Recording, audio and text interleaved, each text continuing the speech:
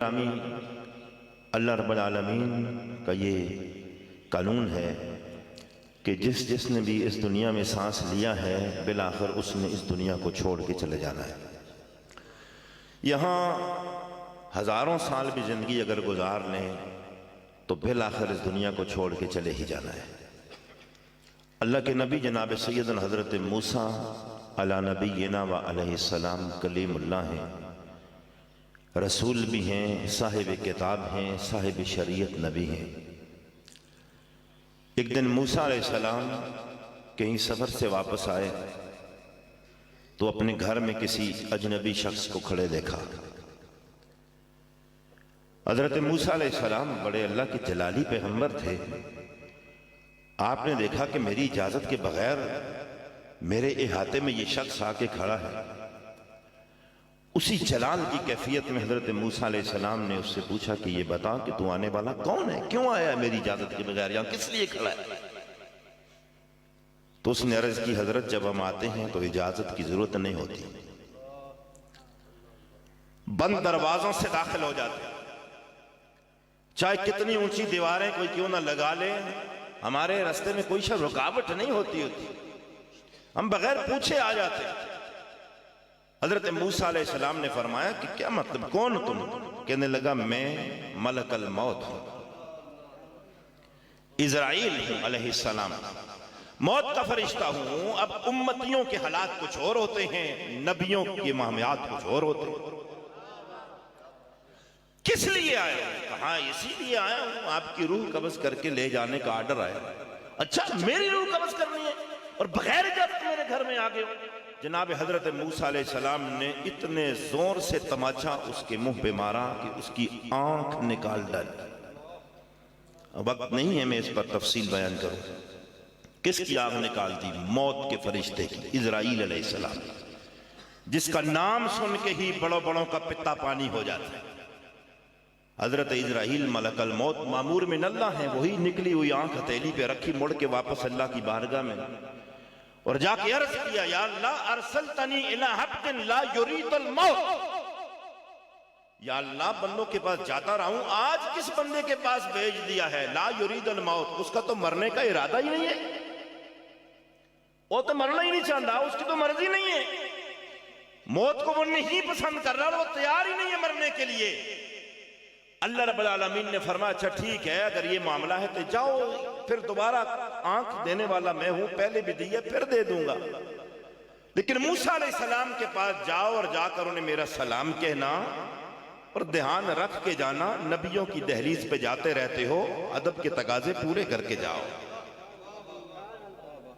और जाके मेरा सलाम कहना और कहना, परवरदिगार आलम ये इरशाद फरमाता है कि मौत का फरिश्ता आ जाए तो हम लौटाते नहीं होते, लेकिन महबूबों के मुआमिलात हमारी बारगाह में कुछ और होते हैं। और प्यारे मूसा, रब सलाम कहता है और हुक्म ये इरशाद फरमाता है, ठीक है अगर नहीं आना चाहते हो तो तुम्हारी मर्जी।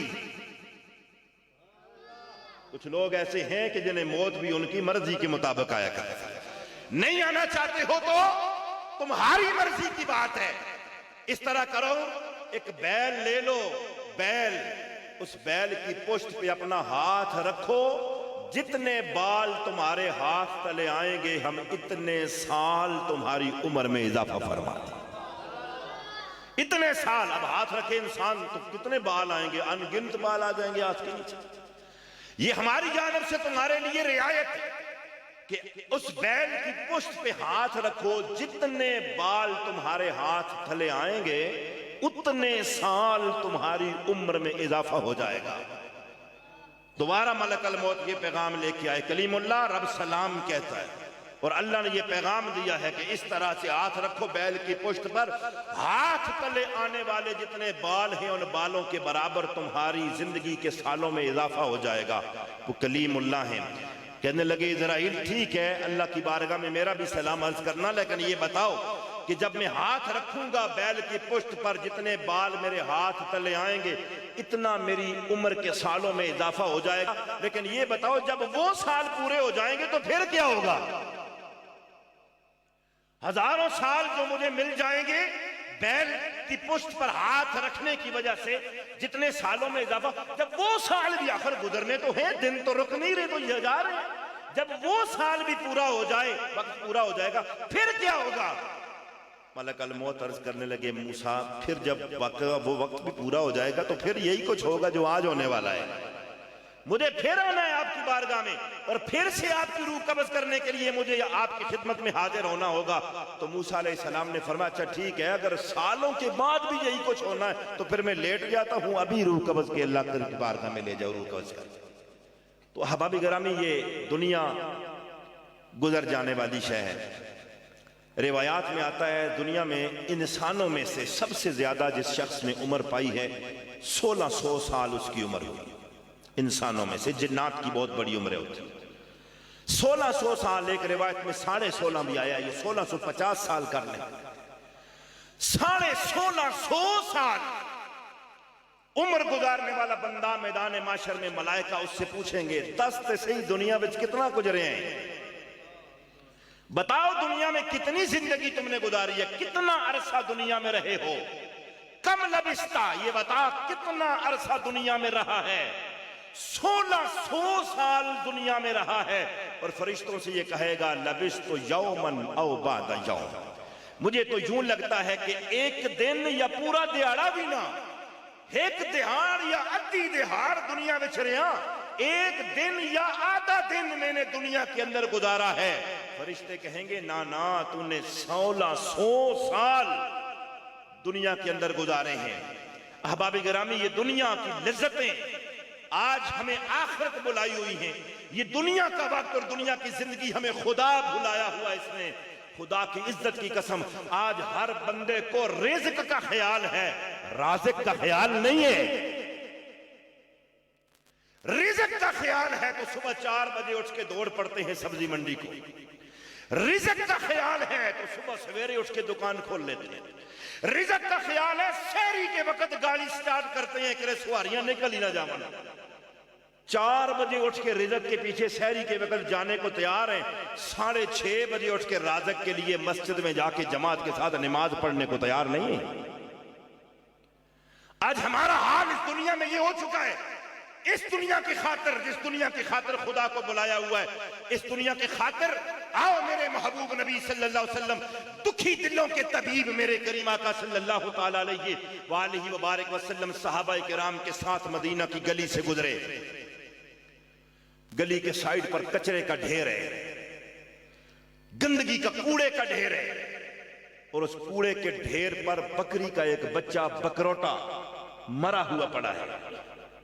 अभी अभी कहीं नौमौलूद पैदा हुआ और अभी मर गया। घर वालों ने मर्दार जो हो गया उठाया और उठाकर उसको कचरे के ढेर पे फेंका।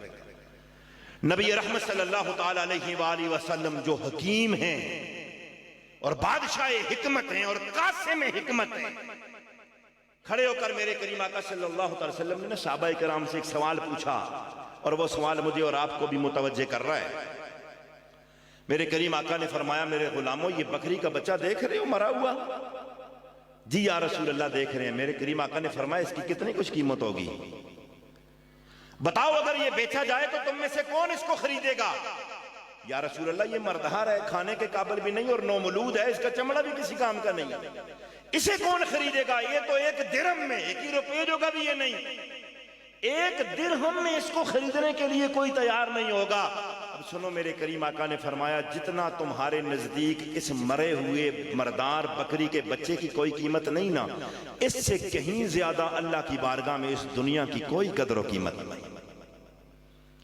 एक और रिवायत के अंदर मेरे करीम आका ने फरमाया, सुनो, जिस दुनिया की खातिर आज हम मरते हैं, जिस दुनिया की खातिर सगा भाई भाई को नाराज किए बैठा है, इस दुनिया की खातिर, जिस दुनिया की खातिर 5 वक्त की नमाज बेफिक्र होकर हम छोड़ देते हैं, जिस दुनिया की खातिर आज रिश्वत धड़ल्ले से ली और दी जा रही है, जिस दुनिया की खातिर आज आम अल्लाह रब्बुल आलमीन को और उसके नबी को नाराज किए बैठे हैं, जिस दुनिया की खातिर यतीमों का माल हड़प कर जाते हैं, जिस दुनिया की खातिर आज मिलावटें की जाती हैं, जिस दुनिया की खातिर आज धोखा देते हैं, और हमारी जिंदगियों का मरकज और महवर ये दुनिया है। हम सोते हैं दुनिया के बारे में सोचते हुए, आंख खुलती है तो हम दुनिया के बारे में सोच रहे होते हैं।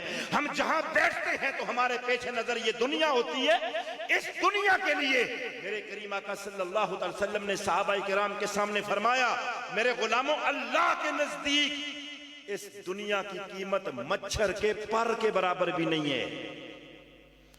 और अगर अल्लाह रब्बुल आलमीन के नजदीक इस दुनिया की कीमत मच्छर के पर के बराबर भी होती तो अल्लाह इस दुनिया में किसी काफिर को पानी का एक घुंट भी ना देता।